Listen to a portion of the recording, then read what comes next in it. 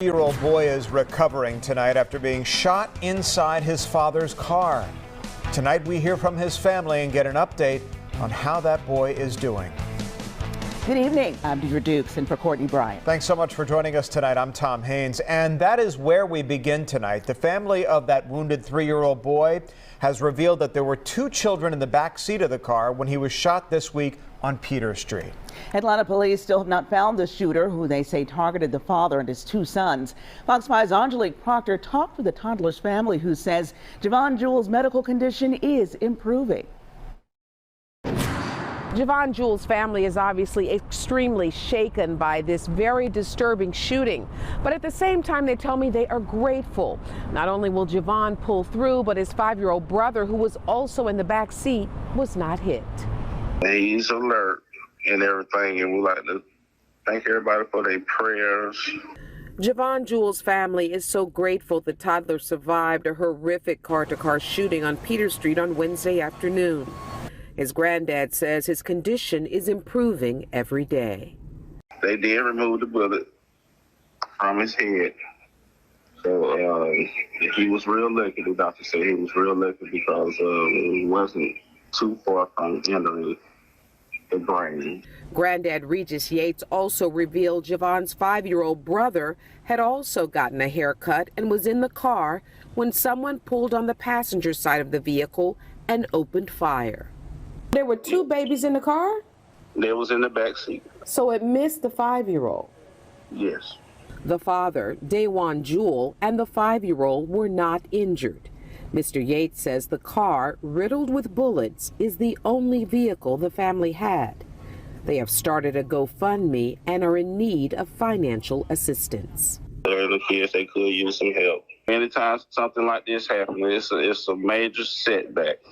It's a major setback, especially when it's your child.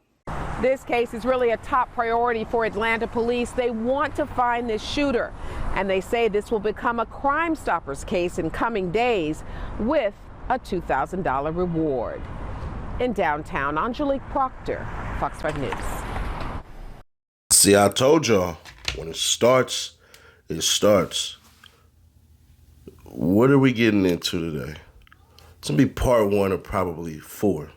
4 pockets full. And I'm not saying this as a demise towards anybody, because my ultimate conclusion, I'll tell you now, they won't have a Rico on Lil Baby as far as a conviction. But the question to you all is do they have enough to bring him in and hold him accountable for things that he was not a part of? Ergo Jeffrey Williams, a.k.a. Young Thug. Let's go.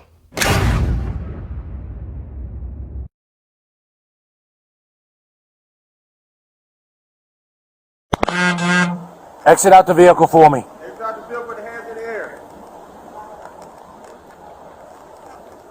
Just put the phone down for us, please, so you don't get yourself hurt. Come back towards us. Any weapons on you? Get your hands away from your purse for me. Put them on top of your head. It is.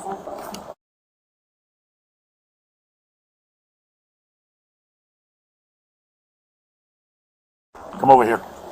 Back here. Over here.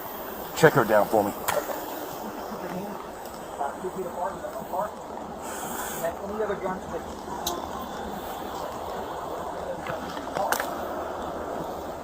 You want to clear this?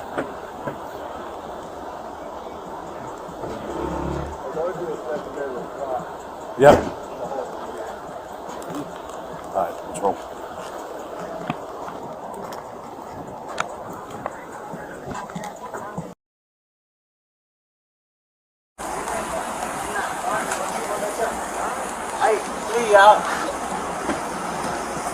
Out. You want to put him in over? Out. Yeah, he's got his phone and a big stack of cash in his pocket. So there are no weapons on Phone him in his now. back pocket. Can you get that to my girlfriend, please? As soon as we get a chance, all right? I'll get the money out of your pocket in a second. You got no weapons on you, right? Nah. It's ID.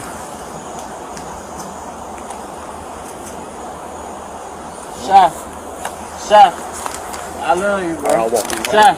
All right. Hey, follow this officer right here. Chef. Come on, Quan. I love you for real, bro. Can I get my girlfriend a kiss out, please? You'll get it in a second. Come on, buddy. You'll get it in a second. Please. You'll get it in a second, my buddy. You'll get it in a second.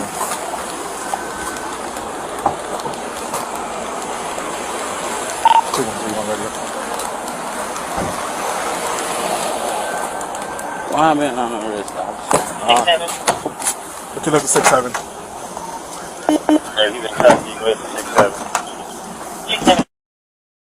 Yeah. Yep. You see how weird he look? Hey, baby, I love you. Can I get a little kiss? Don't leave me. Please don't leave me. Dirty Tay, you dirty rat. Why am I saying this?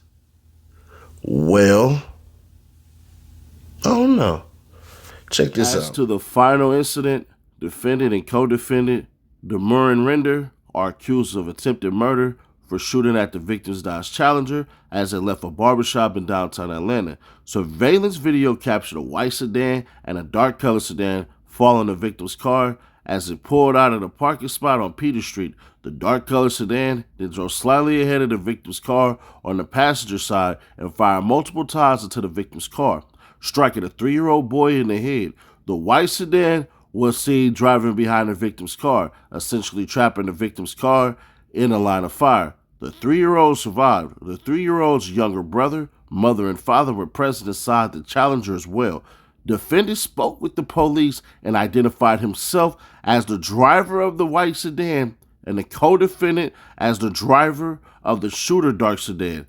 Defendant told police he was essentially merely present at the scene of the crime and was not involved in the shooting of the victim. According to the state's proffer, defendant is a known associate of criminal street gang 4 Pockets Full, also known as 4PF, a criminal street gang known for crimes of violence, theft, crimes, and narcotic crimes. 4PF's turf is the Oakland City area of Atlanta. And I just read all that for no fucking reason. Hey, yo, you. Can you subscribe and turn on that bell too? Because when you do, you're helping unbiased independent news. And even that long ago, if you check the date, it's August 27, 2024. Jeez Louise pepperoni pizza. Defendant moves the court for an order suppressing any references to the pretrial identification of him by an identified informant. Yep, they said an informant, baby. Contavious Wright, that's Dirty Tay. He further moves that if the court finds that the pretrial identification is subject to suppression in any in-court identification by the same informant, not be permitted. Defendant shows that according to the indictment and incident report, an informant, they said that 3 times, brother.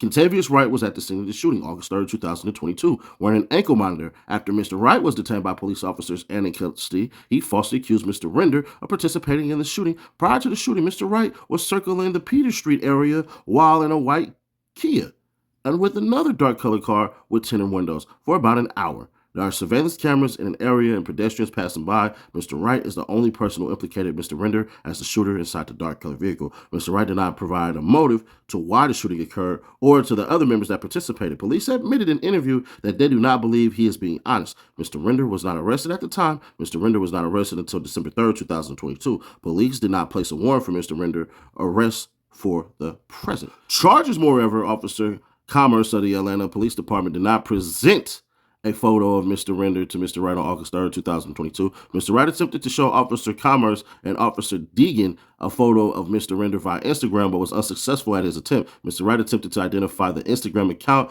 of a @1 solid little D as belonging to Mr. Render and as being that of the person involved in the August 3rd, 2024 shooting incident. Defendant maintains the procedure used by the police was so impermissibly suggestive as to give rise to very substantial likelihood of irreparable misidentification.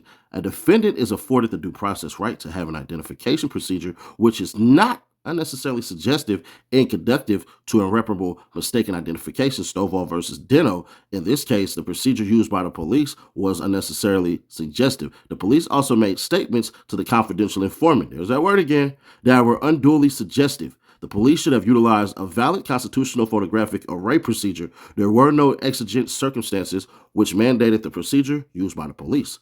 Reliability is the linchpin in determining the admissibility of identification testimony for both pre and post Stovall confrontations. The factors to be considered are set out in Neal versus Biggers. Come on, bro. Y'all trying to get me demonetized. Yeah. These include the opportunity of the witness to view the criminal at the time of the crime, the witness' degree of attention, the accuracy of his prior description of the criminal, the level of certainty demonstrated at the confrontation, and the time between the crime and the confrontation. Against these factors is to be weighed the corrupting effect of the suggestive identification itself. See Manson versus Breathwaite. Even though there be, I don't got the other page, I guess. It is what it is. So here you go right here. Another one right here comes now to the state of Georgia by and through the undersigned assistant district attorney hereby moves this honorable court to admit defendant rights statement to law. Remember, Contavious, right? That's Contavious. The defendant is charged with numerous offenses, including participation in criminal street gang activity. There's that word. Criminal street gang activity, or words, but we're going to use it like it's compound. Armed robbery, kidnapping, and attempted murder. The defendant gave a statement to law enforcement during the course of the investigation into the aforementioned offenses. The state is seeking to introduce the defendant's statement to law enforcement during trial. So, Dirty Tay, you rat-ass bastard.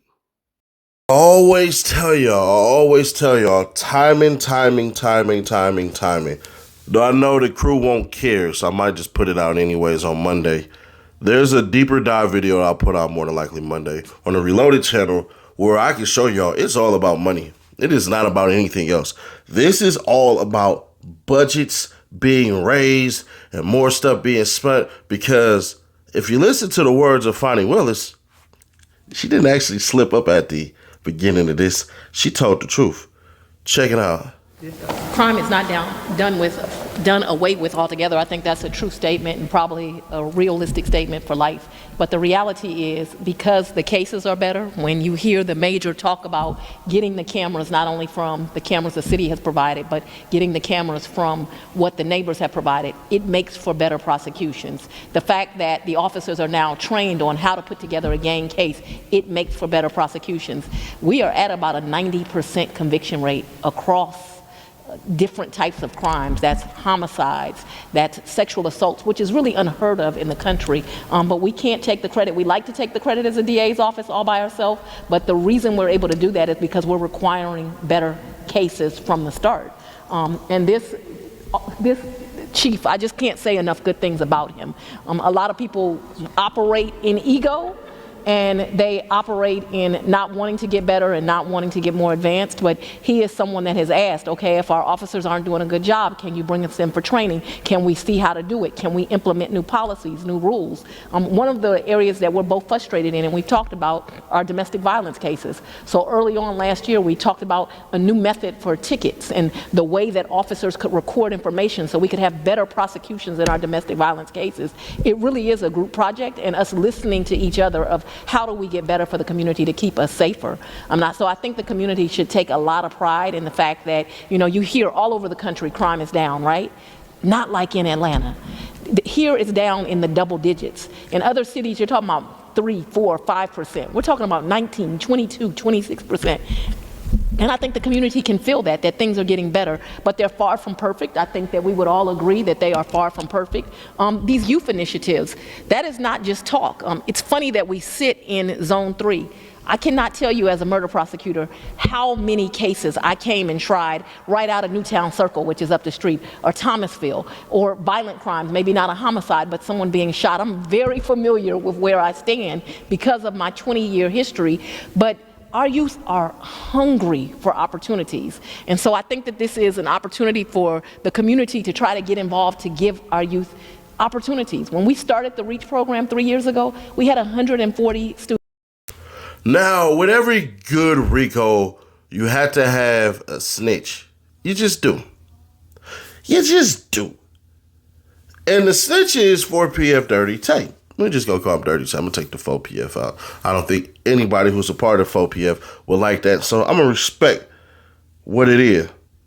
Let's check it out. When you are running this life of crime or doing things where you're supposed to be this big, bad gangster and all this stuff and everything like that, you take your lick like a man. You don't mess up and do all that other stuff. No, not in the slightest. See, the problem and issue with people is that when it's really on and you facing years and all that stuff and everything like that, that's when it gets bad. That's when it gets BADDD bad. Fonnie Willis has told y'all countless times after countless times after countless times, she's always going to be searching and lurking, looking for stuff to connect and all of these things. But I asked y'all the question, do y'all believe she's made the connections yet? Because in the second video, we might have been able to pull some things. And I don't want to hear none of you lame-ass losers say exactly what a bunch of you lame-ass losers are going to say. You're over here putting it together. You really think that the way in which I'm doing stuff from stuff that's already been out for over 5 years, 4 years, 3 years, and then the freaking officer said what he said with his lame ass, basically, you can't call anybody a coward who went to op block to shoot something. That doesn't even make sense. Like, that doesn't make sense. That's not what a coward is at all. It might be a stupid decision, but I thought this was America. You can go anywhere you want that is publicly available. But, hey, certain cops, they got their own little hidden agendas and everything like that.